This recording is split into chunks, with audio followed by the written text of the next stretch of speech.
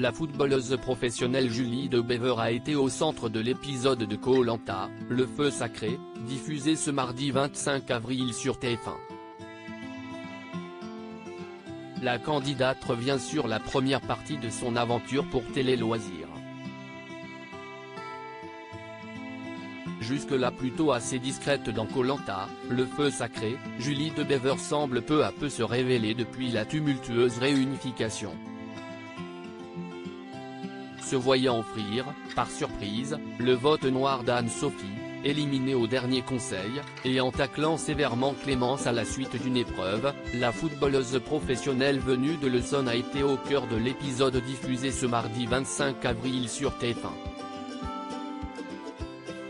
Julie De Bever revient sur son aventure et son récent coup de gueule lors d'un entretien accordé à Télé Loisirs.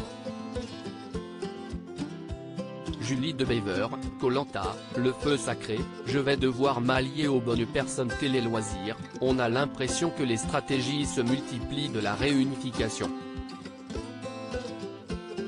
Julie De Bever, oui, surtout que j'avais vécu jusque-là une aventure plutôt sereine au niveau des votes.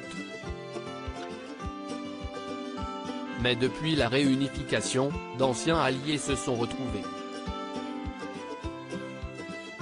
Tout cela est complexe à gérer. Il y a beaucoup d'échanges, ça fuse dans tous les sens et il faut aller à la pêche aux infos. Et il faut surtout les vérifier en permanence car tout peut changer en une heure. Jusque-là plutôt discrète, vous allez être obligé de vous montrer davantage. Est-ce un risque? Un Koh-Lanta sans risque, ça n'existe pas. Mais l'aventure se passe effectivement en deux étapes. Au début, j'ai essayé de me faire discrète. J'ai géré l'avant-réunification comme je le voulais, en n'étant ni trop forte, ni trop faible. Je ne voulais pas être en ligne de mire. Surtout qu'il y avait des adversaires redoutables comme Elena ou Clémence. Depuis la réunification, c'est impossible de vivre l'aventure de manière discrète. Je vais être mise à nu. C'est plus risqué mais il faut s'allier aux bonnes personnes pour aller le plus loin possible.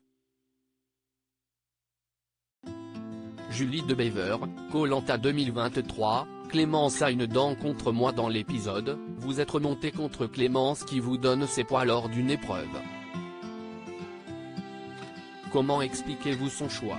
Je me pose la question à ce moment de l'aventure.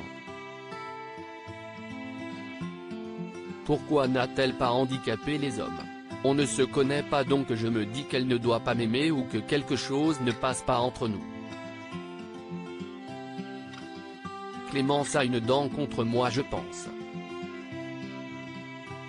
Sa volonté de m'éliminer m'agace car elle est sans raison. Donc je vais avoir à mon tour l'envie de l'éliminer. Malgré votre parcours de sportive professionnelle, vous n'avez pas encore remporté d'épreuve. C'est un échec pour vous? C'est frustrant oui. Ce n'est pas un objectif en soi mais c'est toujours une satisfaction. Surtout quand on a l'immunité à la clé. Mais il n'y a pas de ballon à Koh-Lanta. La richesse de ce jeu c'est que les épreuves sont accessibles à tous. Je n'ai pas toujours le profil pour l'emporter. Les footballeurs sont assez rigides, rire la footballeuse professionnelle au casting de jeu de TF1 se confie, Nicolas est une personne loyale. Aviez-vous conscience de l'alliance des quatre fantastiques, Nicolas, Gilles, Frédéric et Quentin? Absolument pas, je n'ai rien calculé. Cette alliance datait du tout début de l'aventure en plus. Je suis proche de Nicolas et je connais ses affinités avec les trois autres garçons. J'avais des doutes simplement. vous êtes proche de Nicolas sans être dans cette alliance. Craignez-vous d'être infusible? Pas spécialement. J'ai réussi à cerner Nicolas. Il est très loyal. Trahir est une chose compliquée pour lui. Donc à ce stade, j'ai du mal à l'imaginer voter contre moi. Au contraire, je pense qu'il sera plus là pour me défendre bec et ongle. Même si en effet à la fin, il ne restera qu'un rire. Quels sont vos autres alliés à ce stade du parcours? Esteban, Tania et potentiellement Gilles.